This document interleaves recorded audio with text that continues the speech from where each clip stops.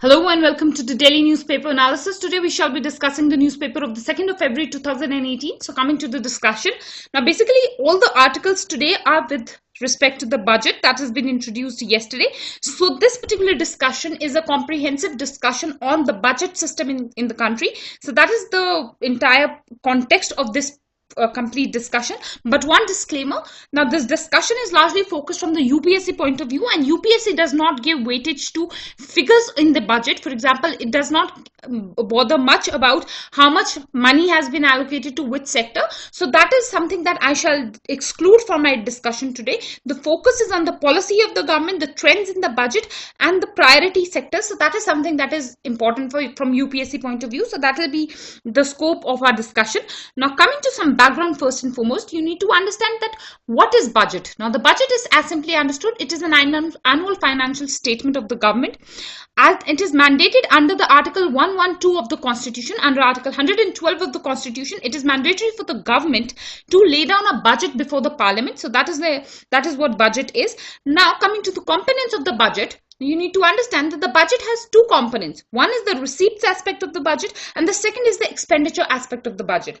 Now, in the receipts aspect of the budget, this includes all the sources of income of the budget, and it is further divided into two parts. One is the revenue receipts and the second is the capital receipts. Now when we come to the revenue receipts, one thing that you should understand is that revenue receipt is with regards to the current year. So whenever there is anything related to revenue, this immediately you should understand that it is with regards to the current year. Now, the revenue receipts are largely divided into two parts. One is the tax revenue receipts and the other are the non-tax revenue receipts. Now, as the name suggests, the tax revenue receipts is the taxes that the government is getting. Now, there are two types of taxes. One is the direct tax and the other is the indirect tax. The direct tax is like the income tax that a person is paying, and the indirect tax is, for example, the GST now, which is an indirect tax. Now, another type of revenue receipt is the non-tax revenue receipts, and the non-tax revenue receipts includes a lot of other ways of receipts. For example, the fees that the government gets. Another thing is that the profits that the government gets. For example, it might get profits from its public sector undertakings, some dividends that the government gets. Another thing is that the interest that the government gets from the loans that the government is given. Also, some grants that the government might get from some international bodies. So, all of that is included in the non-tax revenue part of the receipts. So that is what is all about the revenue receipts. Now coming to the capital receipts. Now if revenue is regarding to the current years, capital is something that has a time aspect associated to it. So the capital receipts are of two types. One is the debt receipts. Now debt receipts refers to all the loans that the government is going to take. For example, it can take a loan from the market, it can take a loan from people, it can take a loan from the RBI. So all of this will be included in the capital debt receipts of the government, and this will create a liability on the government. So that is where the time element comes, that even if the government has taken a loan now, this is something that is going to continue for years as a liability. So that is where the time aspect has come. Another thing is the non-debt capital receipts. Now the non-debt capital receipts includes in sources of income like the disinvestment program of the government. So for this again the time factor is important, because disinvestment can take place on an asset that the government already held, and this asset is not something that is a creation of 1 year. Rather, this asset has a time lag to it, and as a result of which, when this disinvestment is done, this is a disinvestment of some time frame. So that is what is important here. Again, the capital aspect always has a time limit associated to that. Now coming to the expenditure part, as I mentioned, revenue is something that is the current aspect. So revenue expenditure will also be the current expenditure. This is largely the consumption expenditure of the government, and this is something that is not considered as a very healthy expenditure, and it should remain, though it is something that is necessary, but this shouldn't overshoot. So that is something basic related to the revenue expenditure. Now coming to the capital expenditure, the capital expenditure of the government is the expenditure which is done to create some asset, either some physical asset or some financial asset. So that is what capital expenditure is, and because it is creating an asset, it is a source of income, and it is considered much better than the revenue expenditure. So that is the analysis here. These are the key words and some key background related to budget. Now coming to some important facts regarding the budget of 2018 and 19. Now first and foremost is that the tax revenues of the government have increased. This we had discussed yesterday also. The tax revenues have increased, both direct taxes and indirect. This has increased because of demonetization, and indirect taxes has increased because of the GST. So that is a good precedence. Another thing is that the non-tax revenue of the government is something that has decreased. Now why has this non-tax revenue decreased? This is largely decreased first and foremost because the government used to get some dividends from the public sector banks. Now because the public sector banks are themselves stressed, this dividend of the government is reduced, and as a result of which the non-tax revenue receipts of the government have reduced. Another thing is that the government has not received some of the fee that it was getting on the spectrums and some charges that it was implementing on the spectrum. So that is something that the government has not got, and as a result of which again the non-tax revenue receipts of the government have decreased. So that is the analysis with respect to this budget. Another thing is that the capital receipts of the government have increased due to disinvestment. So the non-debt part of the capital receipts is what has increased due to disinvestment. This year has been a historic year, and the government has made disinvestments to the tune of 1 lakh crore. So this is something that is huge addition to the receipts part of the government. So that is something that is important in this budget. Another thing is that the expenditure of the government has increased, and not only that, the revenue expenditure is something that is increased compared to the capital expenditure. And as I told you, this is something that is not welcome because this shows that government is investing less and is consuming more. So that is something that is important here. Another thing is that something you should know about the basic deficit and some of these important terms is something that there is a confusion about them. So we shall be discussing them. First and foremost is budget deficit. Now budget deficit is nothing but simply a deficit between all the expenditures of the government and all the receipts of the government. So if there is a deficit between them, then that is what is budget deficit. For long, the practice of the government is that in the budget it does not show a deficit. The budget deficit is deliberately maintained as zero. Now what do you understand by the second term, which is the revenue deficit? Now the revenue deficit is the difference between the revenue expenditure and the revenue income, revenue receipts and the revenue expenditure. So if there is a revenue deficit that the government is facing, then it shows that the government is consuming more than what it is gaining. What are the income of the government? So if the consumption is more than the income, then what will happen is that the government will need to finance this consumption through some other sources, and these other sources are going to be capital sources, and as a result of which the capital money which the government is getting, which should ideally be invested in capital assets, is going to go to the revenue part of the government, and this is something that is unwelcome. So revenue deficit is a check on the consumption of the government, and it shows that how much the government is consuming and how much it is investing. So that is one analysis with regards to revenue deficit. It is an important figure. Another thing is that you need to understand what is fiscal deficit. Now, fiscal deficit is the total expenditure of the government, this part, minus the receipts of the government, all the receipts except the debt receipts of the government. For example, it includes the total expenditure minus the total receipts without the liability. So that is one important aspect that you need to understand. The fiscal deficit is largely showing the liabilities of the government. That is something important with regards to fiscal deficit. Another way in which fiscal deficit can be simply explained is that fiscal deficit is the budget deficit, which is normally the total expenditure minus the total receipts. However, further fiscal deficit is an addition of all the liabilities that the government is having. So that is another equation in which fiscal deficit can be written. Now another term that is important here is the primary deficit. Now the fiscal deficit, these liabilities that fiscal deficit is showing, or the liabilities which the government is having, this could be the liabilities which have been generated due to some borrowings in some previous years also.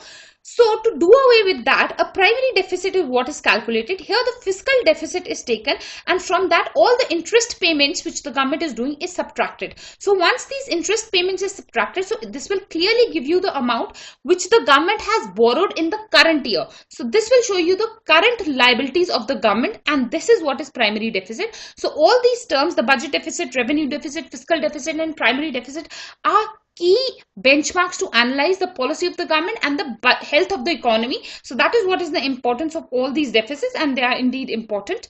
Now, coming to the basic issues which have been raised with regards to the budget 2018-19. First is with regards to fiscal management. Now, first and foremost, you need to understand about the Fiscal Regulation and Budget Management Act of 2003. Now, as per this act, it was proposed that a fiscal discipline is something that the government should maintain, and the fiscal deficit, which, as I told you previously, is about the liabilities which the government is having. Also, it is, for a basic understanding, for a simpler understanding on fiscal deficit, you need to understand that it is the difference between the expenditure and the income of the government. And to bridge this gap between income and expenditure, the government has to take some loans. So the fiscal deficit is the reflection of the loans and the borrowings which the government has to do to bridge the deficit, bridge the difference between its expenditure and income. Now, it was decided that the government should not take too many loans and it should not create too much of liability. So, a limit was set that the fiscal deficit should be not more than 3% as per this act. And for few years, this discipline by the government was well worked out, and it worked well till 2008. But in the aftermath of the 2008 financial crisis, this discipline, this consolidation by the government was something that was shaken, and after that the fiscal deficit really overshot. So the current government had some plans. It had decided that it is going to constrain the fiscal deficit and it is going to bring down the fiscal deficit to the benchmark of 3% by 2018 and 19, but clearly this has not been done, and the fiscal deficit targets have indeed overshot.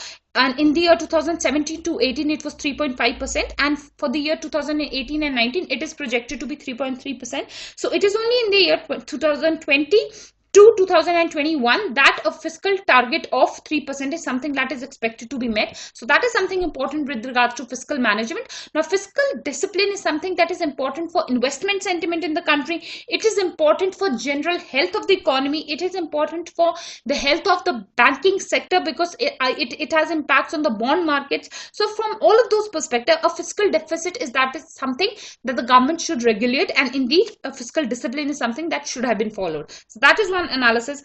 Another thing is that what has been done in the budget with regards to the taxes in the country. Now, first and foremost, you need to understand that a 40,000 standard deduction has been offered to all the salaried employees in the country. This 40,000 standard deduction is on the grounds of a medical expenses as well as transport expenses is something that has been done away with. So that is what has been offered. However, it is being criticized as being not much influential. Another thing is that the cess is something that has been raised. Now, a cess is a tax on tax. And earlier a cess of 3% was something that was levied. This was a education cess, and now this cess has been raised to 4% as 1% has been raised for healthcare expenses. So it is being argued that if there is this deduction of 40,000 rupees from the taxable income of salaried employees. So this benefit is something that is going to be done away with because there has been an increase of 1% in the cess. So that is one criticism which is coming in the way of the current budget. Another thing is of 25% corporate tax. Now in the previous budget, the corporate tax was reduced from 30% to 25% for all the companies which had an annual turnover of 50 crore.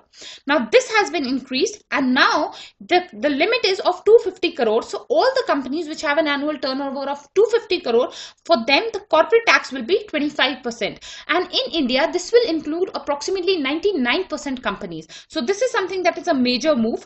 Also, you need to understand with regards to this corporate tax that this is a global practice. In the US, the corporate tax has been reduced to 21%. In European Union, it is 20%. The global average is 24.5%. So to ensure that Indian market is largely competitive and more investors are also attracted to India, the government was liable to do this reduction with regards to the corporate tax. So that is the analysis here.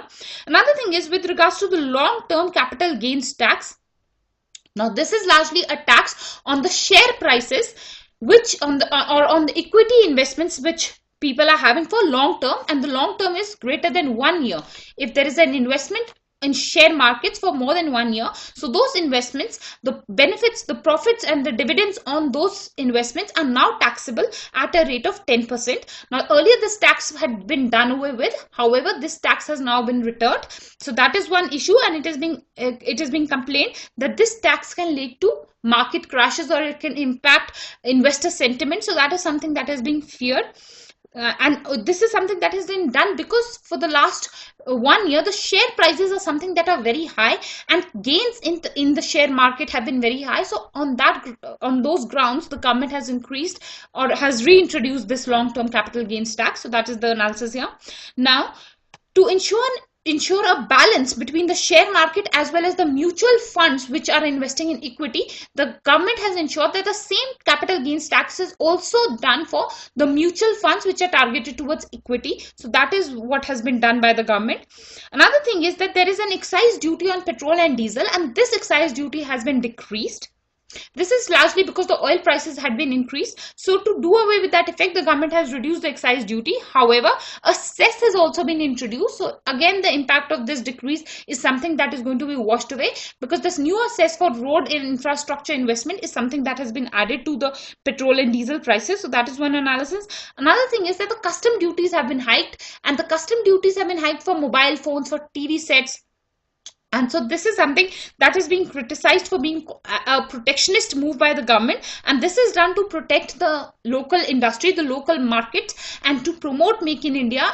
So that is what is the analysis here. Also, you should know that recently in the World Economic Forum, the Prime Minister of India spoke against protectionism. So this move is being considered as highly paradoxical, because after such reiterations on a global scale, India has raised its custom duty. So this is something that is unwelcome here.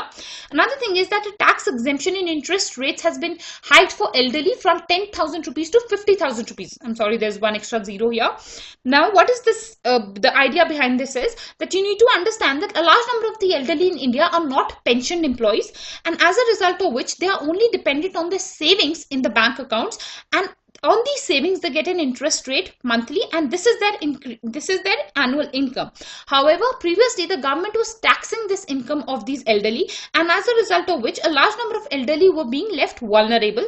And also because the interest rates were coming down day by day, and with the high taxes and higher interest rates, the remuneration for the elderly was something that was questioned. So in this regard, the government has given a big relief to the elderly, and now their interest rate income is going to be taxed only if it is above 50,000 rupees. So that is a big relief for the elderly. Another thing is with regards to the PSUs, you need to know, as I told you, that disinvestment was very high this year. So even in the coming year, a target has been set of 80,000 crore. Also, there has been a merger of 3 insurance companies, that is the National Insurance Company, the United India Insurance Company, and Oriental India Insurance Companies. All these insurance companies will now be merged into one single insurance company. So that those are the developments with regards to the public sector undertakings. Now coming to the sector-wise analysis in the budget. Now the most important sector which has been impacted or has been considered in the budget is the agriculture sector. We all know that there was huge distress in the rural economy and in the agricultural sector. So definitely some major steps by the government is something that was warranted. So the first step is with regards to an MSP. Now what the government has decided is that the MSPs for the Kharif crops, previously this provision was already there for Rabi crops, but now it has been further widened for all the Kharif crops, and it has been decided that MSPs will be to the tune of 1.5 times of the production cost which the farmer has incurred. So this is something that is in line with increasing the income of the farmer. Another thing was with regards to the APMC Act. Now, you need to understand that the Agricultural Price and Marketing Committee is one of the weakest link in the agriculture sector. It is said that marketing in agriculture is the worst link, and it is one of the most discriminatory towards the farmer. So in this regard, what has happened is that the government has made newer norms, and it is decided that the APMCs will now be, most of the APMCs will now be linked to the new program of ENAM, which is the National Agricultural Market.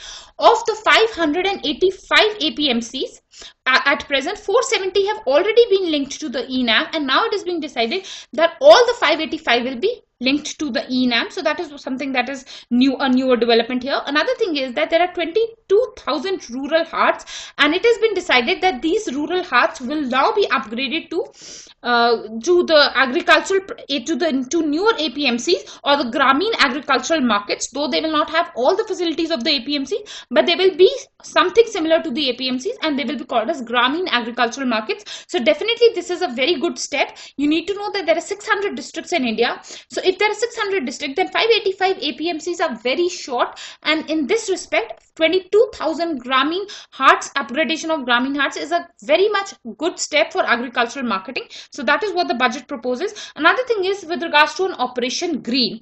Now this Operation Green is a program on similar lines to Operation Flood, and it is to focus on three basic crops, which is tomatoes, onions and potatoes. And as per this Operation Green, these three crops, which are crucial crops in the food basket of India, these three crops will be made sustainable, and efforts will be made to make these three crops remuneration and to check the price variability in these three crops. So that is something that Operation Green will do. Once again, I will name the crops, that is tomato, onions and potatoes. So that is the importance of Operation Green. Another thing that the budget envisages for agriculture sector is the 42 mega food parks. Now you need to understand that if the government has hiked the MSP, then what happens is that the post procurement infrastructure is what the government really needs to strengthen, because a large amount of crops, the harvest of the farmers will now be with the government. So in this respect, it is important that post harvest management of food crops is something that is done. So in that respect, 42 mega food parks is something that the government is envisaging. Another thing is with regards to the Pradhan Mantri Krishi Sampada Yojana. Now for this is a scheme of the government for boosting investment again in food processing, and this will be for both agro fruit processing as well as for marine food processing. So this is again an important scheme. Next, the government is also encouraging organic farming. So that is one initiative that the budget has mooted. And another program of the government is with regards to the bamboo mission. Now this is a very important program. You need to know something about bamboo. Bamboo basically is a grass. However, for long in the forest laws of the country, bamboo was treated as a tree, and as a result of which actual harvesting of bamboos or utilization of bamboos grown in the forest was something that became very difficult for the people, because it was protected under law. So this is something that has been done away with, and bamboo has been declassified as a tree, and it is again now counted as a grass. So out of forest cultivation of bamboo and its harvest is something that has now been allowed, and this is something that is going to really boost up the agricultural economy, specifically in the northeastern states, which have a huge amount of bamboo crops. And another thing is that bamboo has been called as the green crop, the gold crop, sorry. It is called the gold crop, or it is also called as the green gold. So those are the terms that are being used for bamboo, considering the scope of this particular sector. Another thing that is important is that the bamboo industry is highly labor intensive, so it is going to lead in a lot of job creation. So that is the analysis with regards to the bamboo mission. Another thing is that the government is offering 100% tax discounts to the companies which are registered as farmer producer companies, and which will invest in post-harvest technologies and food processing industry. So for them, the government has ensured 100% tax discount for the first 5 years. So that is something important. Another thing is that the Kisan credit card scheme is now going to be given also to the fishery sector and the animal husbandry sector. So that is a newer development in the budget with regards to agriculture. So as I mentioned before, agriculture sector has been the most important sector in this year's budget, and all these developments are indeed important. Now coming to the next sector, the second most important sector which the government has focused upon is the health sector, and here the government has come up with a program which is the Ayushman Bharat program. Now before we start, you should know that at present the government spends approximately 3% of the GDP on the health, and it is said that this amount is extremely inadequate for coping up the health needs of the country. So definitely government has taken some steps in this regard, and these steps have been mooted in the budget. One is that the government has focused on a holistic health program. Now here the government has said that it will focus on both the on the primary health aspect, the secondary health aspect, and the tertiary health aspect. Now primary is the general health. This general health, which includes maternity benefits, child care benefits, also diagnostic services. Now if a person is suffering from a higher degree of disease, for example some moderate amount of surgical procedure is what is required, then that comes in the secondary aspect of health services. But if a person is suffering from a major disease, for example a cancer or a terminal disease, then that is that is what requires a tertiary healthcare system. So this is what is the distinction, and now the government has said that it is going to focus on all the three sectors adequately to ensure a holistic health for the citizens. So that is the first idea that has been mooted. Another thing is that the government has given an idea of health and wellness centers to be formed as a foundation of India's health system. A large number of health and wellness centers is something that the government is decided to implement.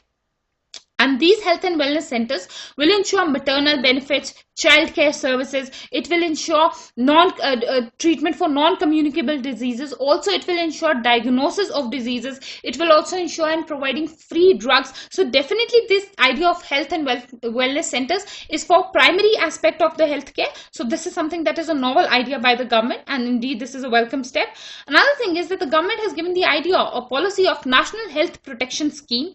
Now, this scheme is going to be the biggest healthcare scheme in the entire world, and this scheme aims at providing 10 crore poor families with the insurance cover of 5 lakh rupees per year. So this is something that is very, very important. This figure you should know, 10 crore families are going to be included, and 5 lakh of healthcare insurance cover is what is going to be provided for secondary and tertiary healthcare services. So this is something that is important in this regard, and this 10 crore families can be almost considered equivalent to 50 crore people, because if we keep an average of 5 members per family, so it equals to 50 crore people. So this is going to be a huge program.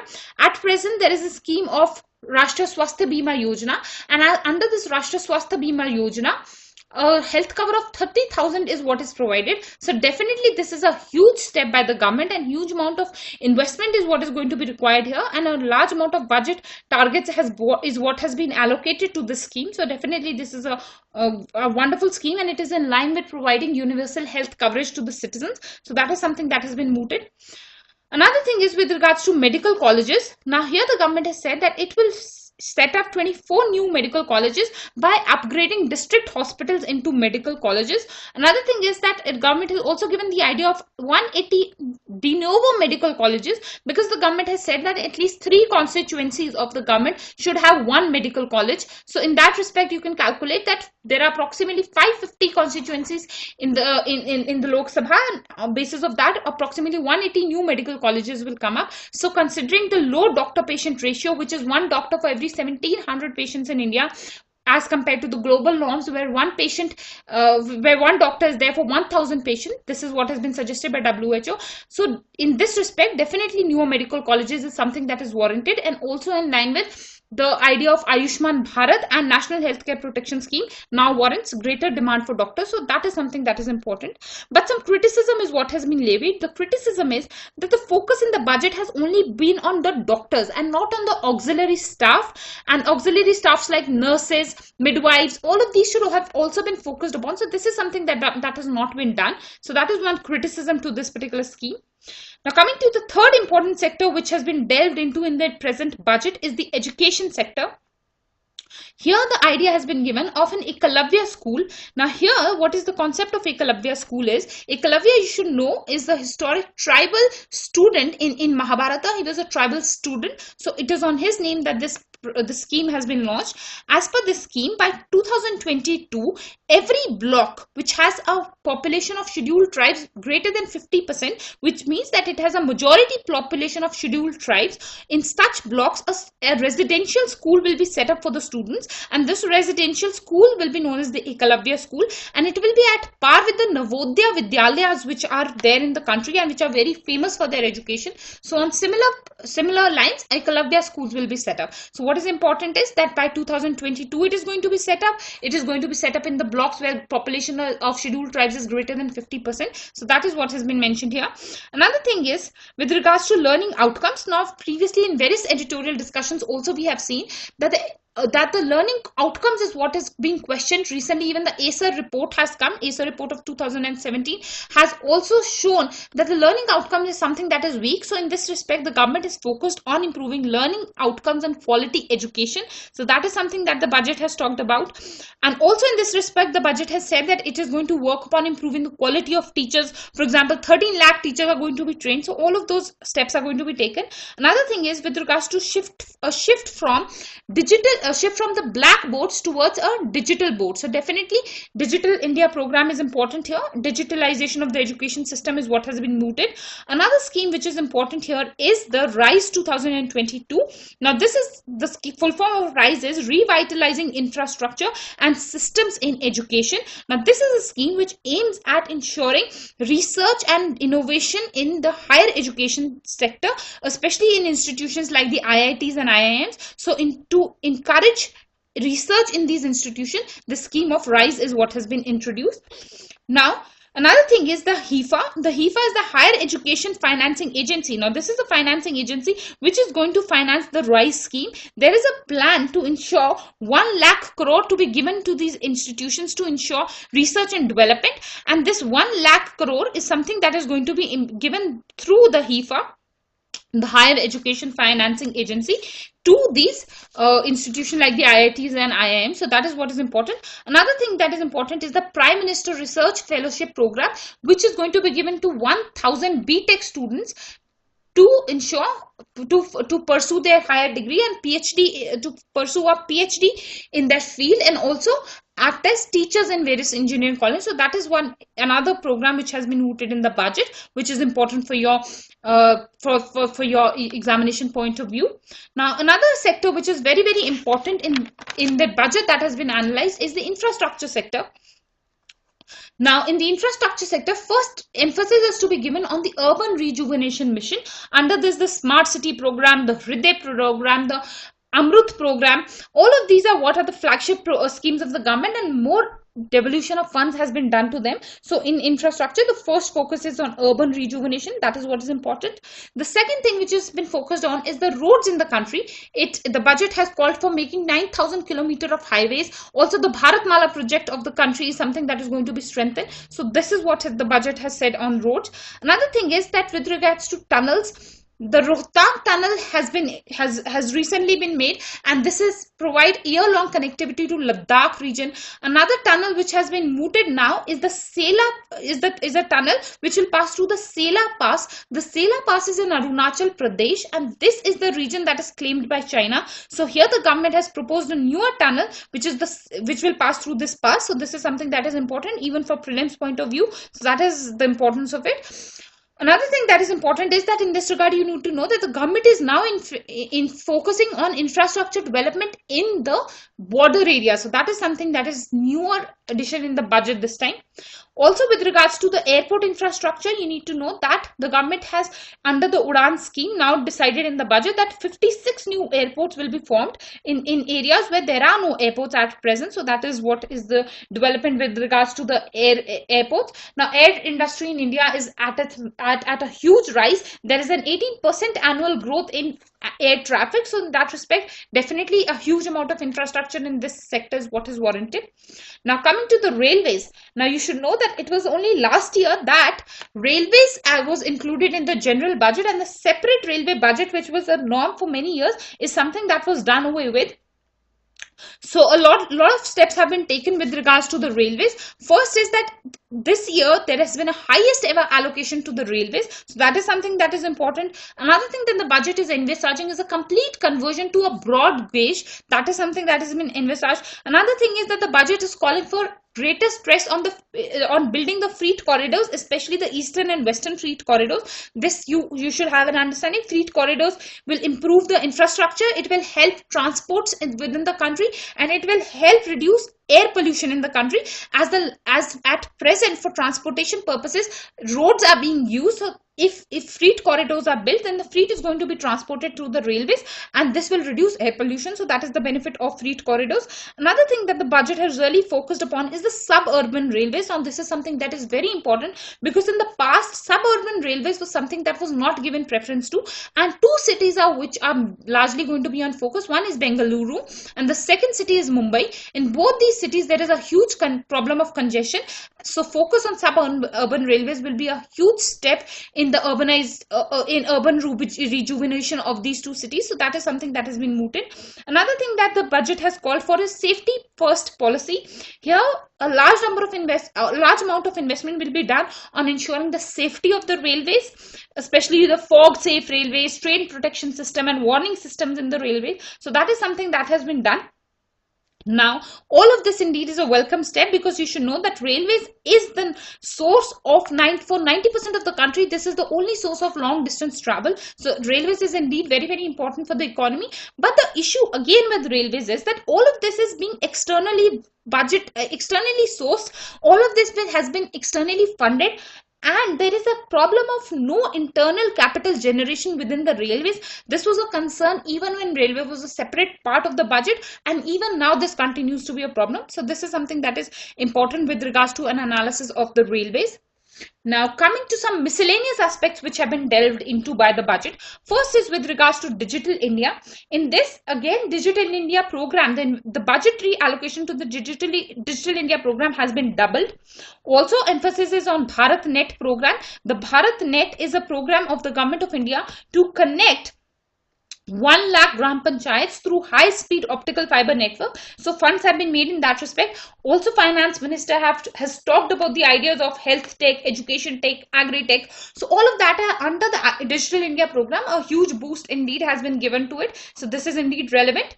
Another thing is with regards to the MSMEs. Here you need to understand that in the aftermath of demonetization and GST, a large number of MSMEs have also been formalized. So this is something that is a good step for the economy. And even in the Mudra Yojana, which is specifically for giving loans to the MSMEs, and even in the MSMEs specifically to the women and scheduled caste and scheduled tribes, so to the vulnerable groups, a greater contribution now has been made to the Mudra Yojana, considering its success, and more loans will be given, especially to the vulnerable sections. So that is something that has been highlighted. Another thing that the budget has highlighted is that the MSMEs have provided loans to approximately 70 lakh people. It has created 70 lakh jobs in the economy. So that is something important with regards to the MSMEs. Another thing which has been mentioned in the budget is with regards to the Employee Provident Fund, and because of the in the backdrop of the formalization of the economy, there has been an increase in the number of employees of enrollments in the Employee Provident Fund. So that is something that is a positive development. Also, the government has said that at present, to boost greater enrollment of women in the Employee Provident Fund scheme, what the government is going to do is that it is going to give a waiver of 3% to women for the first 5 years. Now, for example, now for some explanation on this, suppose at EPF of 12% is what is cut from your salary. So what happens is that if 12% EPF is cut from one person's salary, then 12% is what the government is also contributing, and this makes a saving of 24% for that person. Now for women, what has been mooted in the current budget is that instead of 12%, they will only have to pay 9%, but the government will continue to pay 12% for 5 years. So this is something that is a huge relief for women. Another thing that the budget has called for is that it wants to focus upon the labor intensive sectors of the economy. For example, labor intensive sectors are largely textile sector, leather sector, footwear sector. So it wants to bring more and more employees from these sectors within the ambit of the EPF. So that is something that the budget has called out for and what is relevant for your analysis. Another thing is that a scheme has been given with regards to a model district of development. Now here 150 most backward districts are what are going to be selected by the government, and these districts are going to be developed as model districts. And all the flagship programs of the government are going to be in a mission mode approach in these districts to ensure development in these districts and to make these districts as model districts for the state. So this is a social developmental model which has been proposed in the budget. So this is one thing that is important. Another steps which the budget has called for is that it is going to increase 8 crore new LPG connections under the Ujjwala Yojana. Also, it is going to create 2 crore new toilets under the Swachh Bharat mission of the government. Also, a boost is going to be given to the housing for all by 2022. Especially rural housing program is something that the government is going to focus upon. Also, this is something that is important, that the government has called for a newer idea of ease of living.